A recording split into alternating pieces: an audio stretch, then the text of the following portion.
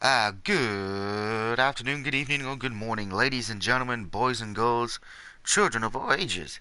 Everyone watching this live right now, or either watching it after it's done, on Facebook, YouTube, the House of Nerdum, Sports Channel 68, and of course, the NFL YouTube Prognosticators. I will probably never pronounce that correctly. It is time for my NFL Week 2 picks, but before we get to Week 2, I got some go over week one, got some college picks to do for you because I did promise that would be happening, and some notes. So let's go back to week one. The Patriots, who celebrated their Super Bowl victory and had a big old celebration, were high and mighty. Unfortunately, the Chiefs decided to go scalping on their ass, beating them on Thursday night. They were scalping Patriots, and business was a booming. You know why the Patriots lost? Because of John Cena and Marky Mark and the Funky Bunch. I'm sure somebody's asking who's Marky Mark and the Funky Bunch. The Bills defeated the Jets. Well, everybody kind of had the Jets tanking anyway. I don't even think they filled up. Falcons defeated the Bears in what was a close matchup, actually. Bears actually showed up to play. The Falcons almost pulled a Super Bowl again. Um, Ravens defeated the Bengals with their defense. Bengals played terribly. I'll get to them later on in my notes. But dear God, if you had any of the Bengals in your fantasy league team, you probably were kicking yourself in the ass. If you were going up against them, you were probably popping champagne and partying and singing singing Viva la, Living La Vida Loca. That was what I was trying to say. Living La Vida Loca. We know my English ain't that great, folks. I was born in America. The Steelers beat the Browns, and again, in what was a close matchup, the Cleveland Browns actually showed up to be an NFL team for once. It was shocking. The Cardinals lose to the Lions. Once again, the Lions won in a comeback fashion. They did that a lot last year. The Jaguars easily destroyed the Texans. Texans did lose a lot of players, and they benched Tom Savage. They thought they had Macho Man. Oh, yeah, Randy Savage. Instead, they had the Nacho Man. As many of you know, the Bucks and Dolphins game got canceled, so moving on for that. The Raiders defeated the Titans, which was a pretty good game. The Redskins, after being a turnover machine, lost to the Eagles. They turned over the ball a lot. I do disagree with the last turnover, but even before that, they turned it over too much. Rams were your highest scoring team, beating the Colts. Granted, I don't think anybody could decide who the hell the Colts quarterback was. We still don't know. We don't even know who's starting this week. Same with the Texans as well. The Packers, with their defense, beated the Seahawks. The Panthers utterly destroyed the 49ers, finding their gold. The Dallas Cowboys made the Giants fall off the beanstalk. The Vikings showed AP that he's not all day anymore. Granted, we'll get to that in a minute. And the Chargers, unfortunately, almost made the comeback against Denver. Denver pretty much dominated 3 quarters, but almost blew it in the end. So I went 9-6. Just a little notes from that I wrote down. The Giants. Ooh, yeah. We'll get to the Giants. Let's just say this: they did not look good in that game. I watched that game that night, and it was.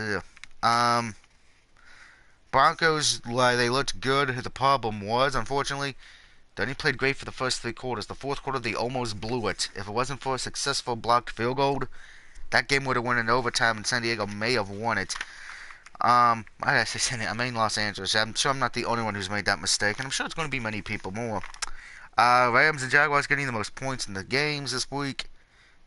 Sunday, looking what happened in those games respectively, I don't think anyone's surprised by that, because of who they were playing, and I will say I am very worried about the Falcons right now because they almost blew to the Bears, and the Steelers kind of iffy as well. All right, let's get to some college games. I did say I would start doing that first.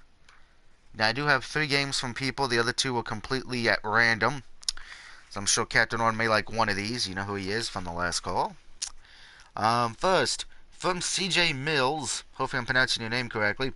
You asked me to make a prediction between Kentucky and South Carolina. Looked these 2 teams up respectively. Saw what they did the last few games, which ain't that many. I'm taking South Carolina on this one. To me, just a better team.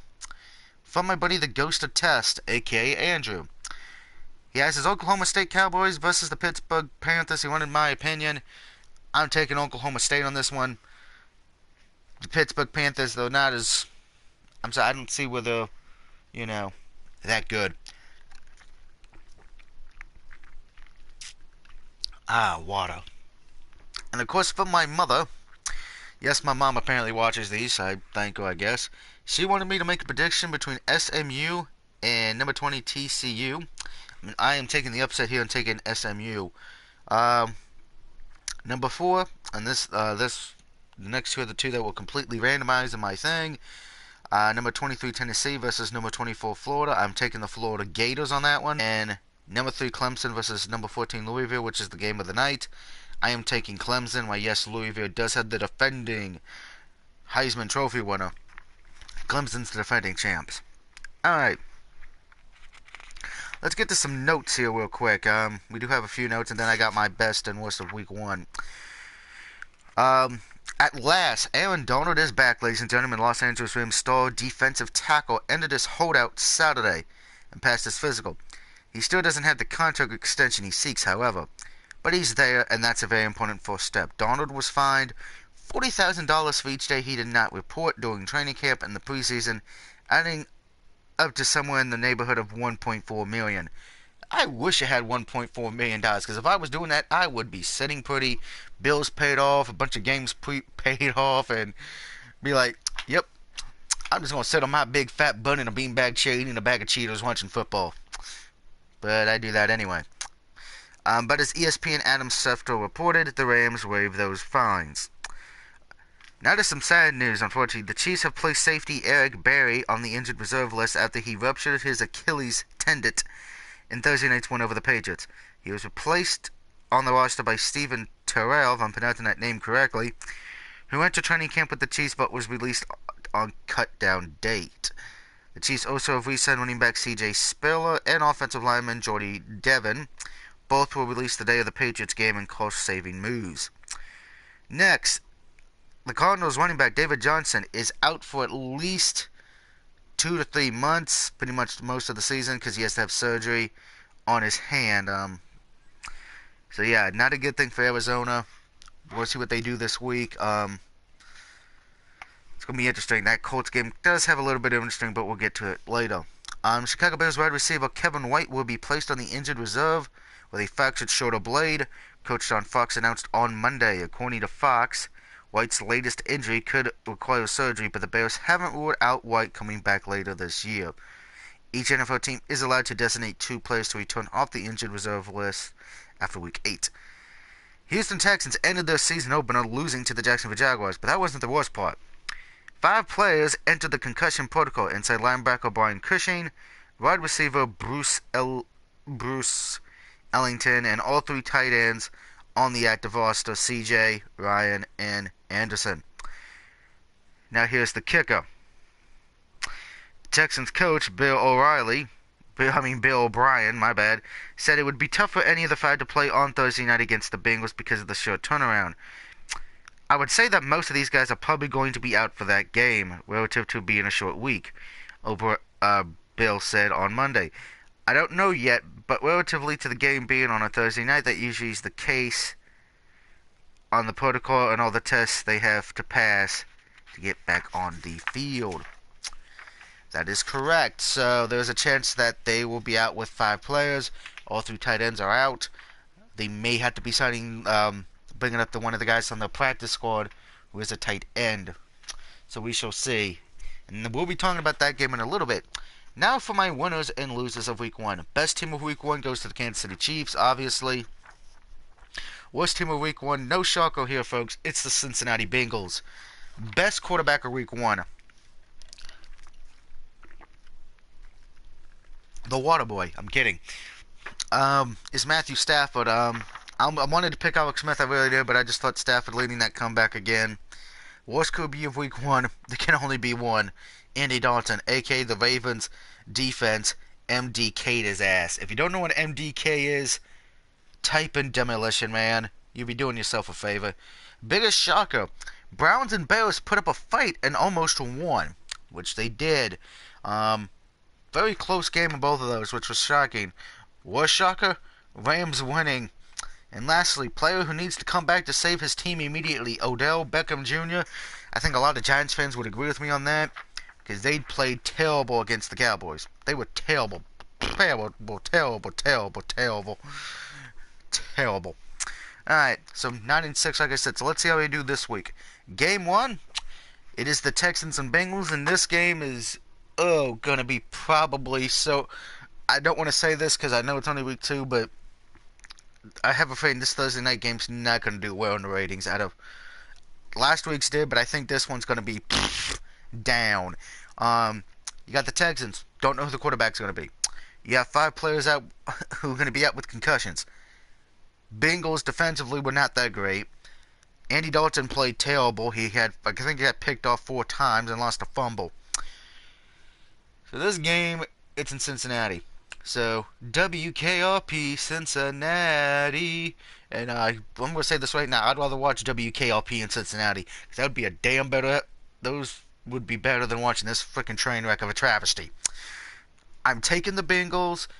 Do I trust the pick? Not really. But with the way the Texans are right now, 5 players will probably be out. Don't know who the running back is. Can't do it. Next, the Cleveland Browns travel to Baltimore. I'm taking the Ravens. This is not my lock of the week, however. I think Browns didn't impress me. So, Green Ninja, I'm going to be nice. I'm not going to make fun of Cleveland like I did last week. I'm going to be nice. There. I was nice to Cleveland for once. Let's see if that happens next week. The Buffalo Bills travel to Carolina. This is an interesting matchup because the Bills, if they win this, they will have a very good lead in their division. They are first place in their division right now. Panthers coming off an easy win against the 49ers. Panthers are at home. Well, I think the Bills will definitely put up a better fight than San Francisco. I'm taking the Panthers on this one. Should be a good early game if you want to watch this one. This is probably one of the few good early games you're going to get. Speaking of a game that will not be good, unfortunately, the Cardinals take on the Colts in Indianapolis. Okay, we already discussed Arizona's problems. Colts, we don't even know who the starting quarterback's going to be. It's either going to be the guy who started or it's going to be the guy they got from the Patriots. Okay, Andrew Luck's going to be out again this week. I'm taking Arizona. Indianapolis, to me right now, out of all the teams, excluding maybe Cincinnati, might be the worst physically. And their coach, had a mental lapse because he thought they lost to the 49ers. That was fucking hilarious. But yeah, I don't trust the Colts here. To be honest, I've been hearing rumors that they might be tanking on purpose. They might even get rid of Andrew Luck. I don't know. We shall see. But I'm taking Arizona here. Probably the safest bet you can make in week 1 is taking Arizona. Next, the Titans travel to Jacksonville. Well, I will give Jacksonville credit. They all want to know they did win their first game. I'm taking Tennessee here. I think they bounce back. Tennessee, to me, is a way better team. And Jaguars, I'm sorry. You played the fucking Colts, who were terrible. You played a terrible team. Let's see what you do against a team who's actually considered a threat to be in the playoffs. Okay? Playoffs? Yeah, it ain't gonna be the Colts. Next. Philadelphia Eagles travel to Kansas City. One of the, probably the best 1 o'clock game you're gonna get. Chiefs coming off that great one against the Patriots. Eagles coming off that win against the division rival, the Redskins. Eagles did very well defensively, and it's going to be interesting to see what they can do against the Andy Reid. This is kind of a... Andy Reid, I think he wants to get more... I think he wants to beat the Eagles, because remember, he used to be there. I think he loves beating them when he can. Chiefs, though, I think even with Barry being out, I still think they got the better defense, and I think they got the better offense, and it's in Kansas City. That place is going to be loud. I'm taking Kansas City here at home. I think that's the best thing you can do. If you're going to take the Eagles, I do wish you luck, but I don't see the Eagles having the same success as they did with the Redskins. But hey, I got that game wrong last week, so. Next, the New England Patriots go marching in to New Orleans to battle the Saints and an angry Peterson. Patriots coming off probably one of the worst losses they've had in a few years. Brady got no touchdowns last week. So I'm sure a lot of fantasy owners who had Tom Brady were not too happy. Saints coming off a Monday night loss. Adrian Peterson not happy with how he's being used in the Saints playbook. And here's the thing, guys. And I understood why Adrian Peterson left Minnesota and he was trying to go to a new team. Why he picked New Orleans, I don't know. Because the Saints are not known as a running team. They're known as going to be a passing heavy team. You know, and there's people who are talking about it today on ESPN. Should the Saints cut or trade AP? I don't know. To me, I don't think you do that. I mean, but it's a running back committee, so I don't think Adrian Peterson's going to get the yards he's expecting or the play time, unfortunately. If they do cut him or trade him, if they cut him, that'd be sad. If they trade him, I wouldn't be surprised if he goes to the Giants or a team that needs a running game desperately right now. And Giants would be one of them. Colts could use the running game especially, and a few others. So we'll see what happens. But I got the Patriots on this one, guys. I just feel this is a bounce-back game for them. Saints, the only way I can see you winning is if you do the following. You call the Godfather, okay? And you have him contact his cousin, Papa Shango, okay? That's the only way you're winning is Papa Shango comes out and saves your ass with his voodoo. Next, probably the only other one to call it game that you should probably care about, in my humble opinion. Vikings and Steelers both coming off wins, but the Vikings looks more impressive. And everyone in the house of is going to be happy about this. I'm taking the Steelers here. I think they had some just hiccups in week 1. I think they'll bounce back and show why they are the Steelers, why they are the best AFC team, or one of the best AFC teams. I do think that it's going to be close, so it should be good. And the last one, the Bears travel to Tampa Bay to take on the Buccaneers. Bears almost beat Atlanta last week. Tampa Bay was on a bye due to the hurricane. So now this begins Tampa's and Miami's, respectively, of their 16 straight. This one's kind of a coin flip because you don't know what Tampa's going to be like because we didn't get to see it last week. So I'm taking Tampa Bay here. Would I be shocked if they lost? Not really. Because we didn't get to see what they were. I mean, yeah, they had their preseason, but again, preseason doesn't matter in the season because you could be great in the preseason but suck during the regular season. So we'll see what happens. I am happy for Tampa Bay to get, the Buccaneers and, Dolphins fans to get to see football. They get to think about something other than those terrible storms that hit their way and everything. And I hope everyone in Florida is okay. Hopefully everyone's fine. You can watch a little bit of football to forget about what's happened. Moving on. We head to Los Angeles for the Chargers to take on the Miami Dolphins. Again, this is the same thing like the Bears and Bucks. We don't know what the Dolphins are capable of. Yes, they got Jay Cutler, but we don't know how they are because we didn't get to see them play in the regular season yet. San Diego coming off a heartbreaking loss against the Broncos. They almost made the comeback to tie it in the fourth quarter, but a blocked field goal would ended that. I think I will take the Chargers here. I just feel they are the better team, and I think, to be honest, if Denver did not block that kick, I think Chargers would have won in overtime because Denver let that game almost get away. They almost pulled in the Atlanta Falcons because Broncos were leading in those 3 quarters until the fourth. But yeah, I'm taking the Chargers.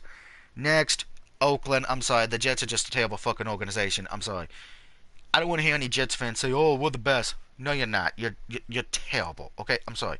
The Jets are so bad. I would rather watch Kazam. No. I use that one. The Jets are so bad. If I was told I had to watch this game or watch Pluto Nash, I'm watching Pluto Nash because at least with Pluto Nash, I can get some entertainment. With this, none. Taking the Raiders. It's my lock of the week. And that's all I got to say about that. If you want me, there's nothing nice I can say about this game because the Jets suck. Period. Moving on. Cowboys at Broncos. I'm taking my Cowboys. That should shock nobody. Moving on. The Redskins travel to Los Angeles to take on the Rams. This is weird. I don't know who's got the home game in that one. Is it the Chargers or is it the Rams? Because they're both LA. So I'm just not going to worry about it for now. I am taking the Redskins here. Yes, the Rams, what they did was impressive. But it was against a bad Colts team. Redskins are a little bit better. They are a playoff threat team. I think they're going to get rid of the hiccups and they'll play better. I hope so for Kirk Cousins' sake, because I do like Kirk Cousins. I feel he should get a multi-year contract with them. I thought he was a good quarterback last year, but he's pretty much playing, I think, for a multi-term contract. Because if he doesn't do well this year, I think Redskins are going to let him go. But this will be a real test for the Rams, seeing what they can do against a team who is a threat to win a division or at least a wild card spot. If the Rams win this one, I ain't going to be able to make fun of the Rams anymore, and I think me and Captain Ron will be very upset by that. Moving on, Seattle. I'm sorry, San Francisco is another one of these teams that is just like the Jets, terrible. Niners only put up 3 freaking points last week against Carolina. Carolina didn't even look like they tried. Carolina looked like they were sleepwalking. They were like, this game's, we already won this game. Let's go see what's going on the Food Network. Hey, it's Guy Fieri. Dives and dives. Let's go to that nice place in San Francisco after we beat these fuckers. The game's in Seattle. Yes, Seattle did lose to Green Bay, but Seattle's just a way better team on defense, on offense, everything. Everything's better in Seattle. Probably even the coffee. So I'm taking Seattle. The Sunday night game, the Packers travel to Atlanta to take on the Falcons. Both are coming off wins. Here's the thing, Atlanta. Green Bay's going to do what Chick-fil-A does. They're going to close you down on Sunday. I'm taking Green Bay. Which brings me to this. Atlanta's new stadium has a Chick-fil-A in it. Now, anybody who's been to Chick-fil-A knows it's closed on Sundays. I think that's stupid. If you're going to put a chicken thing in there for the NFL, you either put Popeyes or KFC. By the way, question of the video.